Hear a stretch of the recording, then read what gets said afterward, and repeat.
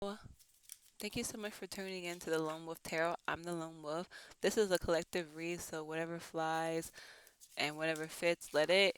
Also, this is a timeless read, so if you come across this later in the day, you can potentially be talked to. I just manifest for the viewer to get some type of insight or energy reads for the viewer, basically.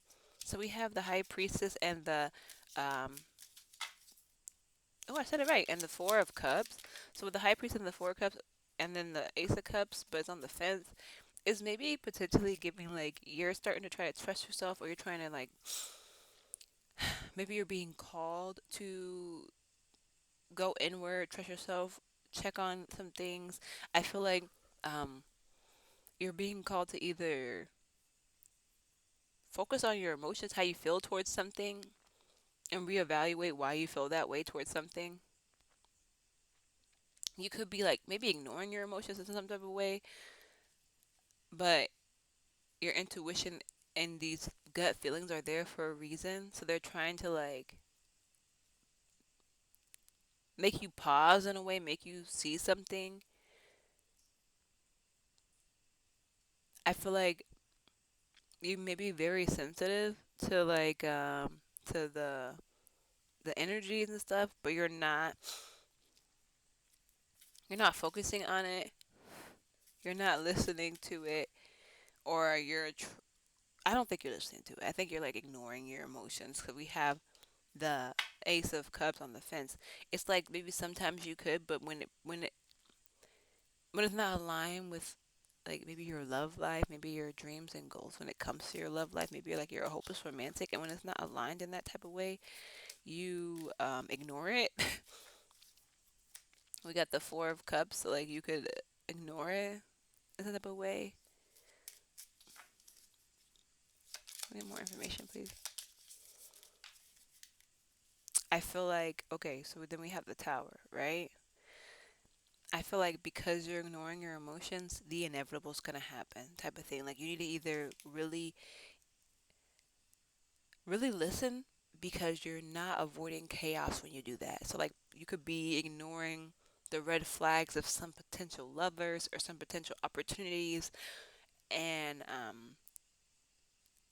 now you're stuck with an abusive partner. Now you're stuck in a marriage you can't escape. Now you're stuck in this chaotic energy, and like you start to realize more and more that you should listen to your intuition. So like this is a warning potentially that like you've been ignoring the feelings that you have.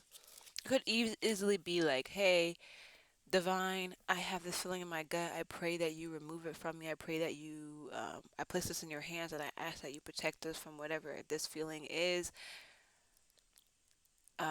I know that you can do it, so I just hand it over to you. There's no other hands that are better to handle this than yours, so I release it to you, and I pray that you protect us, you watch over us, you do everything you need to do. I bless you, I love you, I thank you, amen. Like it's that easy. You literally have a feeling, right?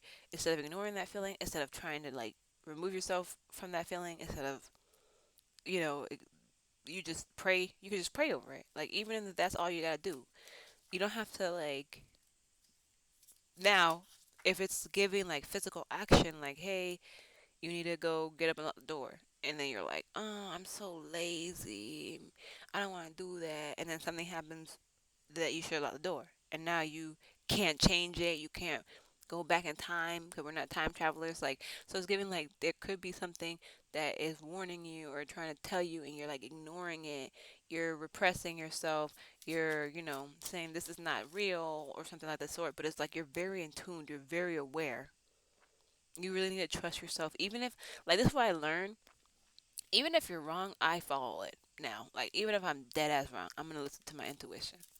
Okay? Because at the end of the day, who better than me? You know what I'm trying to say? Like, not who better than me, but that's how I feel when it comes to my intuition. So, even if I'm wrong, I'm right until proven. Yeah, so, like, there's potential for some type of horrible ending to come forth, like some type of like failure, some type, and it might be really deep. Let's get more information, please. What is going on here?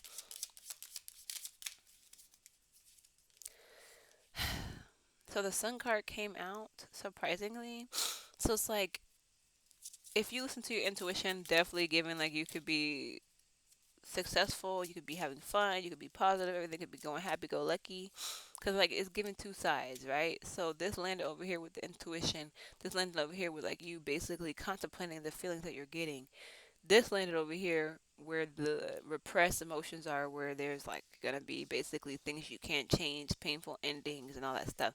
So when this land over here, where this is like you're looking at your intuition, you're thinking about it, you're listening, you're making actions, you're praying and stuff, trusting yourself, listening to the mysteries of life, diving into your divine feminine energy, whether you're masculine or not, you're basically listening to your divine feminine energy, you get happiness. Do I have to keep saying this? So, what are we maybe potentially being warned about? What's going on? What's the warnings about? It's about something to do with your manifestations, perhaps. Let me see. Could we get some more information, please, on the magician?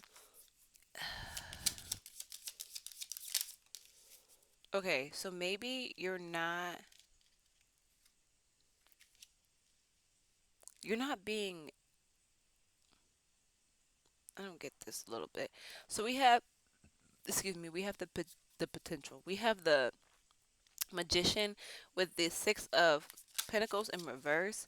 It's kind of giving like definitely giving with power. So maybe you have some type of powers or like maybe you're not using your powers right. I feel like low key, I know this sounds crazy, but with these two cards together, you were giving your powers for a reason, right? God blessed you in some type of way, but maybe before you even knew it, or maybe because of your, like, okay, so God basically said to you, I'm going to give you these powers, I'm going to give you these abilities, but I need you to do something for me.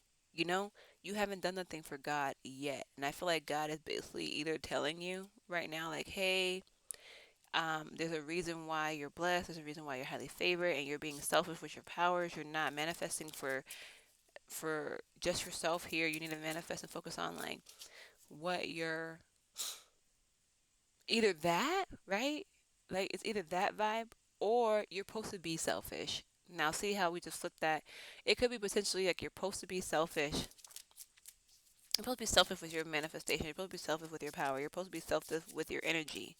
Maybe you're like giving your energy away too freely to individuals, to people, to connections, to just reality in general. Maybe you're like um not really, how I say this.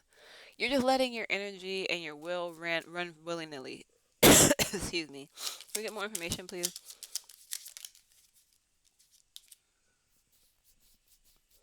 Whatever you're doing, yeah, you're not controlling yourself. You're not controlling your powers, perhaps. Like, yeah, you may be like just letting people do whatever. So, like, maybe someone calls you up and they're talking to you about their narrative, and then you manifest for them. You don't control it. So it's like it's giving like, okay, say Deborah calls you and she's like, oh my gosh, I really want to get into the school. Can you really help me study and whatever? And because you put your energy into her reality and you studied with her or you made her flashcards, you're using your magic and your abilities to help her manifest, and that's beautiful. We're not gonna say that's not good. The thing is, you do that to everybody. Then you call Deborah up and you're like, hey Deborah, um, I have a test coming up. I'm busy. Hey Deborah, um, I can I borrow those flashcards because oh no, I need them. You know what I'm trying to say? Or like, do you have an extra fucking pencil, Deborah? No, I don't. Do you know what I'm trying to say? Like, so she's not there for you at all. And then like now it becomes you're a victim.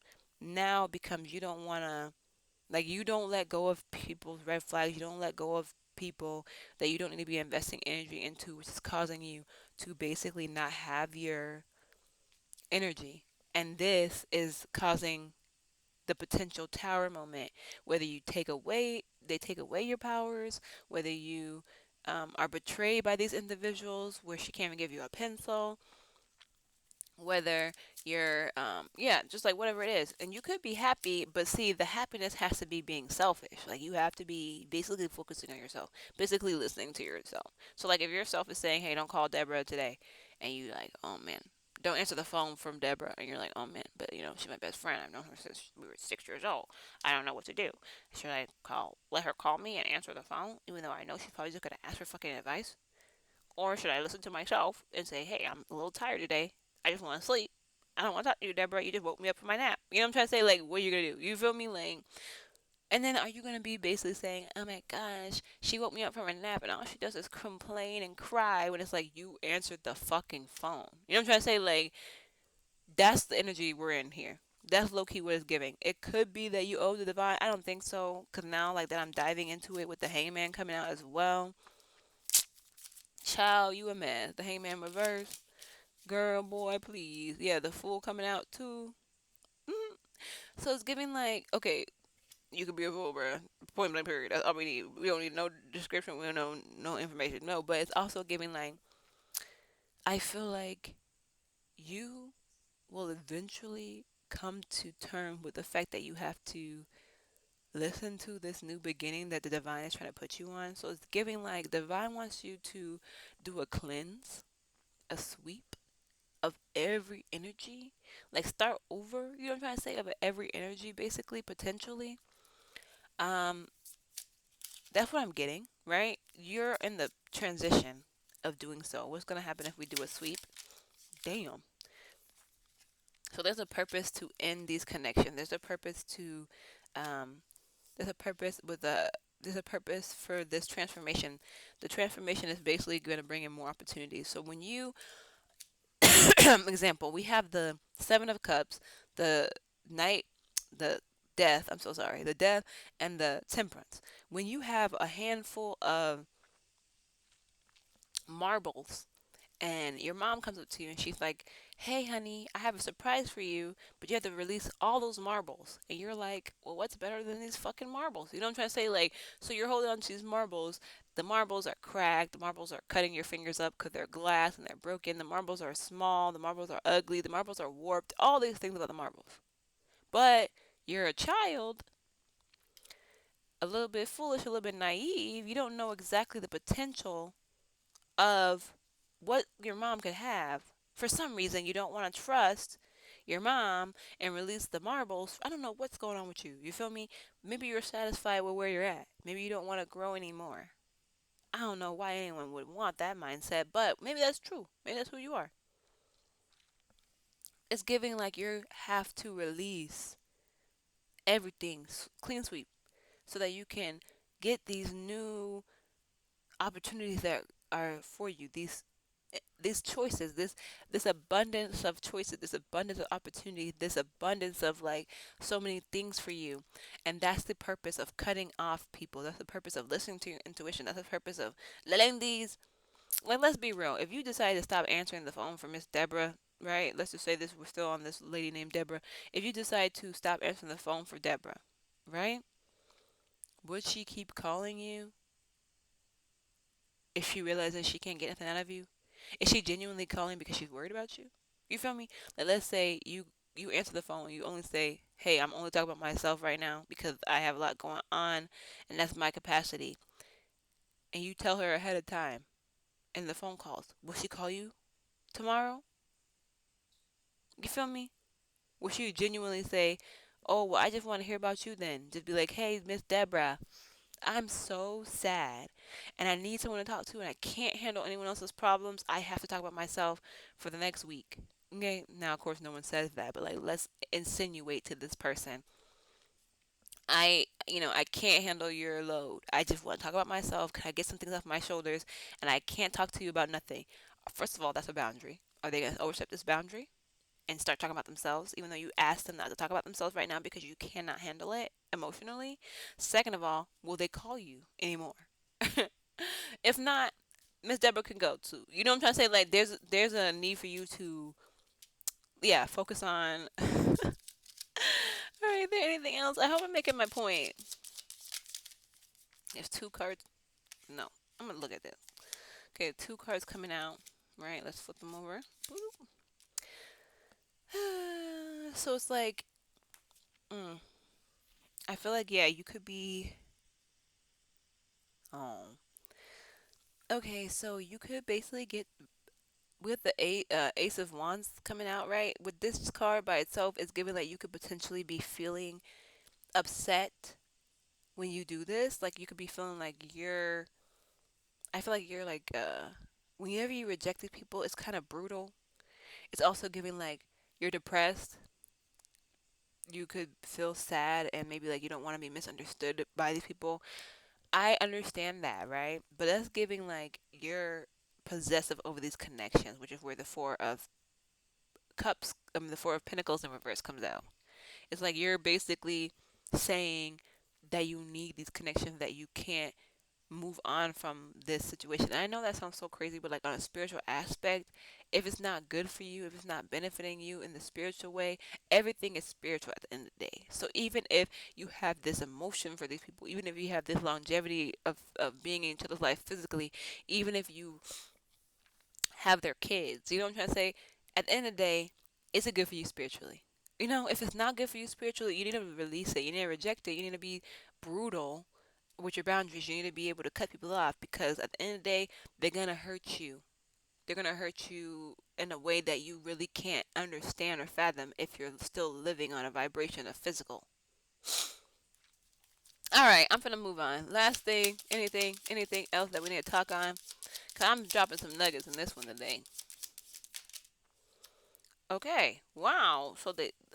See, I love it when the shit come out reverse. So we have the Queen of Cups in reverse with the four sorry, the seven. So for a long time you have been codependent on these energies. You've been low key like withdrawing, maybe even emotionally, like you know what's up, right? Let's say you know you're aware, but at the same time you're codependent on them. It's a little bit like they help you.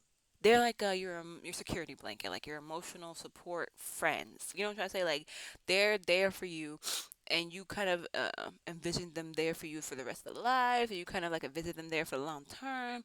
You kind of like wanted to believe in them in some type of way. I feel like you always are high and cold with them. You always are like they're coming and going type of energy in your life, but you're definitely, yeah, I feel like you're just like basically um low key obsessed with them. I feel like it's giving like you're obsessed with having these friends with you, and vice versa. They could be very much obsessed over your energy. Yeah, so go ahead and not listen to your intuition with these people and watch like the God's will be done. You feel me? Like that's low key what's giving. Like no matter what, you're going to let's move all this dramatic emotional shit to the side and just remember the very beginning, which is Tower 10 of fucking swords. Like you wanna be emotional and hold on and be possessive to them and oh my gosh, I'm overextending my energy and I just want to give them all of my love because they deserve it. And it's like, okay, one way or another, I'm gonna find you. I'm gonna get you, get you, get you, get you. Okay, so let's get this. Let's get this crystal. I'm such a bitch. Okay, let's get this crystal. Mm, it's not even, but okay, meteorite. Okay, meteorite is unexpected. The finest of pleasures are always the unexpected ones. Potentially, you could be trying to stay in an expected energy, and the divine's trying to remind you that the unexpected is coming, and you can't fathom what's coming towards you if you stay in this expected energy. Also, it's giving like you're acting like you don't expect shit. You feel me? Like you don't like this energy very much giving like you don't expect. Now you do, hopefully. But this is just a general read. Don't have to resonate if it don't resonate, okay? But we do have blindness at the bottom, so you could be acting blind to the fact that you know this shit finna come. Let's just hurry up and cut ties with these people before they bring you down. Type energy, okay? There's better. We don't even know what mommy's surprise was. You still hold on to the marbles. You feel me? But with that being said, I'm finna end the reading. Peace.